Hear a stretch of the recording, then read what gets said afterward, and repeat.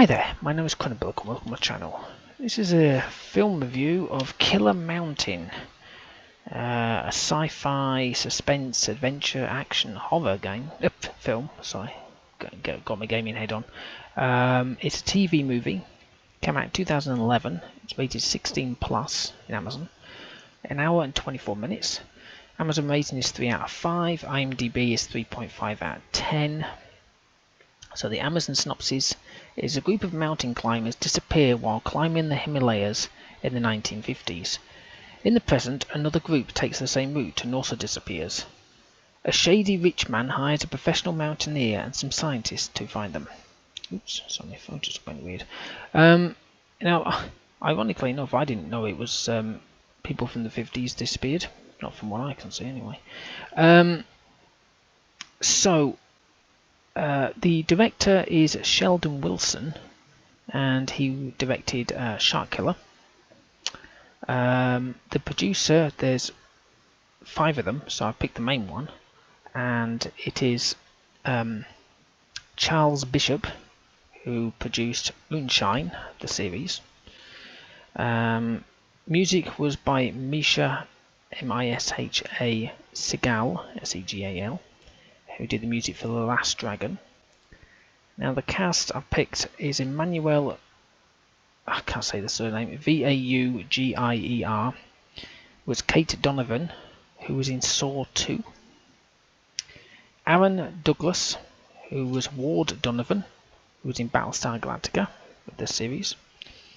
Paul Campbell, who was Tyler, he was in The Big Year. Andrew Airlie, A-I-R-L-I-E, was Barton, who was in 50 Shades of Grey.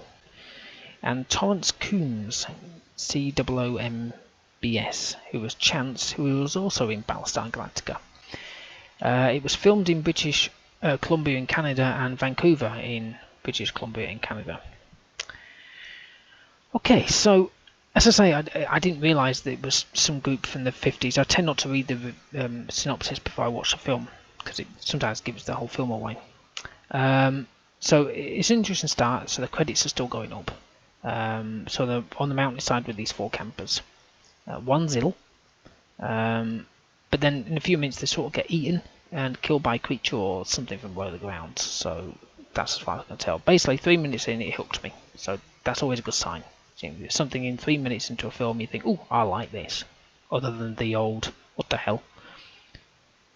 So the main climber that this rich dude, this shady rich man, is wanting, says he hasn't been on a mountain in 3 years and pats his belly is a bit pot-bellied. So he suggests that a woman should go instead, but don't tell her. So then the rich guy says, "Well, I've already asked her, and she's leading the climb." So now the main guy goes, "Oh, okay, then fine, I'll do it." And it's like, hang on, mate, didn't you just say you can't do it because you haven't climbed in 3 years and, you know, you're a bit overweight? So obviously they're up on the mountainside, snow's whiffing all over the place, but it's the snow that doesn't stick to anything, just sort of goes onto rock and just falls off, so you know it's not real snow. But you knew that anyway. Music's a bit overpowering. It's just literally in your face, but what I mean, it's not like booming out. It's just every scene there's music.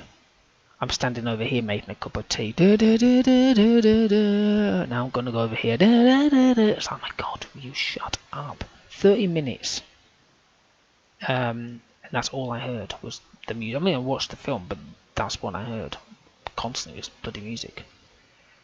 So I saw some of the creatures off the mountain. So there were plenty of the offspring. It's kind of like these slug things. Kind of interesting.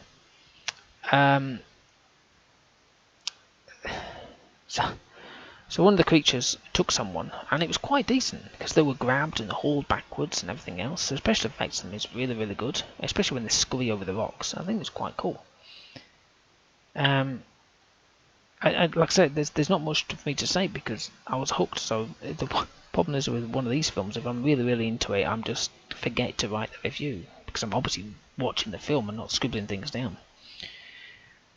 So twice I've heard this phrase, "Stay there, I'll come down to you." even though there isn't a chance in hell the other person can move. There was one where, you know, it was dangling over the edge of a rock face, and if it had moved, it'd probably have died. And then the other one, it was like, I don't think the person could even hear you.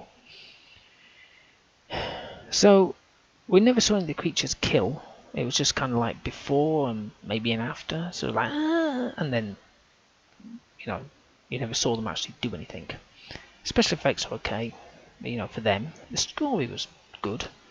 The acting was okay as well, and it kept me entertained. Now, what did it have? It had a 3.5. You know what? I'll give it a 6. I know it sounds weird. It's a TV movie, so you don't expect like top-notch special effects or anything like that because it's a TV movie. But it's really good.